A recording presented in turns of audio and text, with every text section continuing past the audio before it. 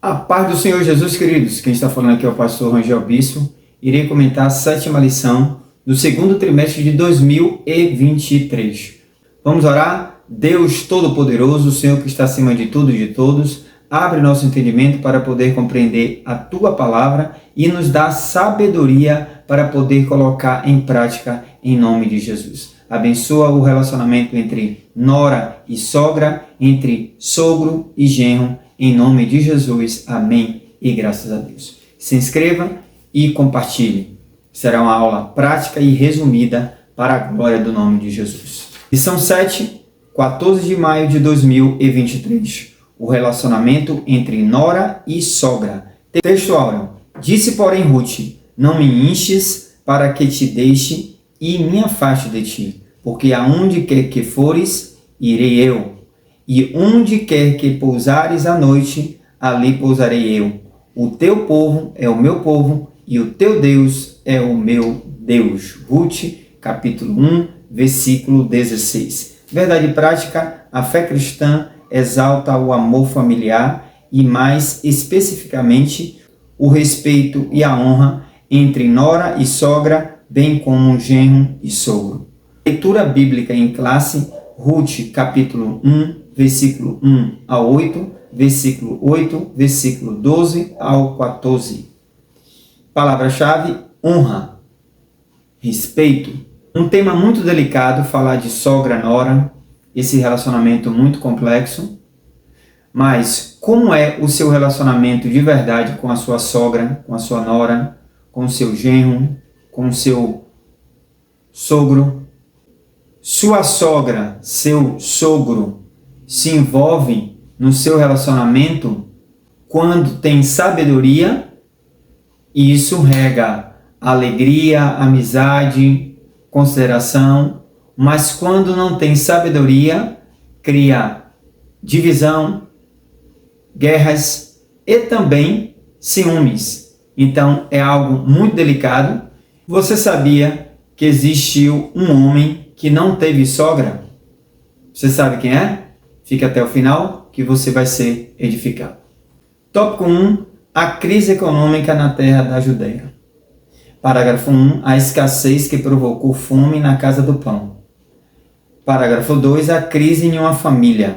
Ruth, capítulo 1, versículo 1 ao 3. Está escrito: E sucedeu que nos dias em que os juízes julgavam, houve uma fome na terra, pelo que um homem de Belém de Judá saiu a peregrinar nos campos de Moabe, ele, sua mulher e seus 2 filhos. E era o nome deste homem Elimeleque, e o nome da sua mulher Noemi, e os nomes de seus 2 filhos Malom e Quilion, efrateus de Belém de Judá, e vieram aos campos de Moabe e ficaram ali. Nos dias em que os juízes eram os governadores na terra de Belém. Os seus governantes estavam se afastando da liderança de Deus. Um país sem lei, uma terra sem lei, cada um fazia da forma que queria. Deus permitiu a fome. E esse homem, Elimeleque, ele, ao invés de buscar a face do Senhor, buscar a orientação de Deus, decidiu por conta própria ir à terra de Moabe, uma terra pagã. E chegando à terra de Moabe, Elimeleque faleceu. Uma tragédia. Noemi, agora sozinha, com os seus 2 filhos. Malom e Quilion casaram com Orfa e Ruth. Passado anos, Malom e Quilion morreram. Agora 3 viúvas, solitárias, desesperada. Como se manter se os provedores da casa do lar todos faleceram? Tragédia total. Por isso é interessante, sempre que diante de uma crise que viermos a passar, precisamos consultar ao Senhor qual é a direção que Deus quer para as nossas vidas. Tópico 2. Superando as crises existentes. Parágrafo 1. Noemi decide voltar à sua terra. Parágrafo 2. Ruth reconhece o Deus da sua sogra. Parágrafo 3. Unidas contra a crise. Noemi decide voltar para a sua terra. E ela encontrava com um grande problema agora de se despedir das suas ex-noras, porque agora já não era mais nora e nem sogra, era ex. Só que Orfa decide realmente voltar, permanecer em Moabe. Mas Ruth disse: não, eu não vou abandonar a senhora e nem o Deus da senhora, porque através de um bom relacionamento entre Ruth e Noemi, percebe que Noemi deu um bom testemunho do Deus de Israel, ao ponto de evangelizar e ganhar Ruth para o Senhor, o nosso Deus, o Deus de Israel. E Ruth faz uma declaração maravilhosa, o texto áureo que a gente acabou de ler: aonde você for, eu vou. O teu povo é o meu povo, o teu Deus é o meu Deus. Ruth faz uma declaração de fé, de amor, de respeito e também de fidelidade, unidas agora em um só propósito, de retornar para a casa do pão. Em meio a crises, decisões que a gente enfrenta, nós temos de entender que se Deus estiver no controle de toda a nossa vida, em Romanos capítulo 8, versículo 28 está escrito: todas as coisas contribuem para o bem daqueles que amam a Deus. Mesmo em meio à crise, se você ama a Deus, as coisas vão contribuir para o seu bem. Tome posse da bênção do Senhor. Deus vai transformar essa situação difícil que talvez você esteja vivendo em momentos de bênção para a tua vida, em nome de Jesus. Tópico 3. Fé e trabalho numa nova perspectiva. Parágrafo 1. A chegada à terra do pão. Parágrafo 2. Recuperando a autoestima. E parágrafo 3, a honra do trabalho no campo de Boaz. Chegando lá, nunca é tarde para recomeçar. Nunca é tarde para realmente olhar para trás, corrigir as rotas e continuar a nossa caminhada. E Noemi foi corajosa, Ruth veio com ela para a terra do pão, retornar à casa do pão. Após 10 anos na terra de Moabe, chega, enfim, na casa do pão, em Belém. E Noemi se queixa que Deus poderia ter abandonado. Em nenhum relato nós observamos Alimeleque, nem os filhos, nem a própria Noemi orando a Deus para tomar uma decisão. Mas tomaram as decisões e agora quer transferir a responsabilidade das suas decisões para Deus. Mas Deus não tem nada a ver com as decisões ou as escolhas erradas que tomamos nessa vida.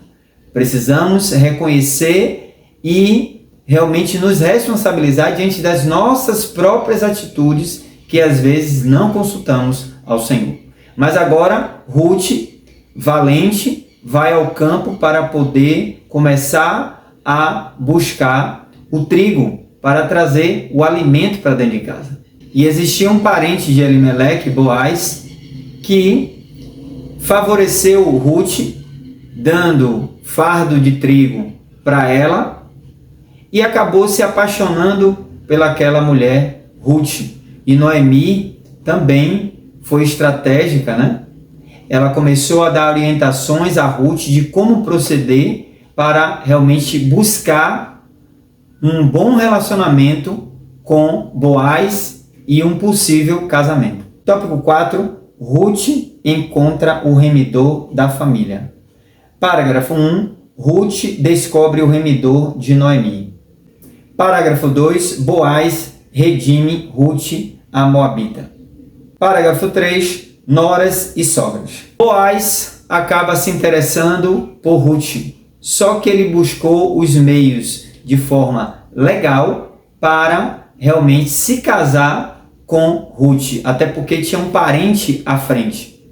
Mas, por misericórdia de Deus, o parente não se interessou por Ruth, Sendo assim, Boaz casou com Ruth e foi realmente um remidor. Agora uma mulher casada, não mais viúva, mas agora casada com Boaz. E foi assim que Ruth entrou na genealogia de Jesus, porque ela teve um filho com Boaz, Obed, o pai de Jessé e o pai de Davi. Então, Jesus era da descendência de Davi. E o avô de Davi era filho de Ruth. Então, todas as coisas contribuem para o bem daqueles que amam a Deus. Se você ama a Deus, tudo vai contribuir para o seu bem. Amém? Conclusão, a história bíblica de Ruth é um exemplo de fé no relacionamento entre uma nora e a sua sogra. Mesmo sendo uma estrangeira, Ruth foi capaz de cuidar da sua sogra, ou seja, da sua ex-sogra, demonstrando grande carinho e respeito por ela, além de administrar dentro de si percas enormes, o cunhado e o marido. Mas diante de tudo isso, Deus honrou o seu trabalho, pelo qual sustentou a si mesma e a casa de Noemi. Portanto, a vontade de Deus é que sogras e noras, bem como genros e sogros, vivam em união, de maneira que a família seja ricamente abençoada por Deus. Tiago capítulo 1, versículo 5 diz: aquele que não tem sabedoria, peça a Deus, que ele vai dar e não vai lançar em rosto. Peça não duvidando. Então, se você está com uma certa dificuldade para esse bom relacionamento entre sogras e noras, entre genros e sogro, peça sabedoria ao Senhor. Existem muitas piadas sobre sogra, mas eu, particularmente, eu louvo a Deus pela vida da minha sogra, meu sogro, Selma e Etelvino, que foi através dele que a minha esposa veio para este mundo. Conheci, sou casado há 20 anos com minha esposa Adriana, e a receita principal para um bom relacionamento entre sogra e nora, entre genro e sogro, é a oração, é a comunhão, é a fidelidade com Deus. E a resposta é Adão. Adão foi o único homem que não teve sogra. Que Deus abençoe a tua vida e te dê sabedoria para poder lidar muito bem com a sua sogra. Não deixe ela realmente se envolver 100% no seu casamento, na criação dos seus filhos, porque agora vocês casados são uma só carne. Quem decide é vocês. Ela pode até aconselhar, mas ela não pode decidir. Amém? Que Deus abençoe a tua vida, a tua família, o teu relacionamento, em nome de Jesus. Fica com Deus, até a próxima aula e não esqueça de orar pelo nosso Brasil. O Brasil precisa do Senhor Jesus. E nós cremos que, assim como nos dias de Juízes, estava tendo fome, mas Deus ouviu e teve misericórdia e a terra de Belém voltou a comer pão. Enganaram muitas pessoas, ou a minoria, devido à corrupção, que iria existir picanha. Mas estão falando em abóbora. Mas, independente de qualquer coisa, eu creio em um Deus de providência que vai trazer uma nova história, um novo rumo para o nosso Brasil. Em nome de Jesus. Eu creio. Só faça orar, porque a oração faz toda a diferença. Amém? Deus abençoe. Até a próxima aula, se assim Deus permitir.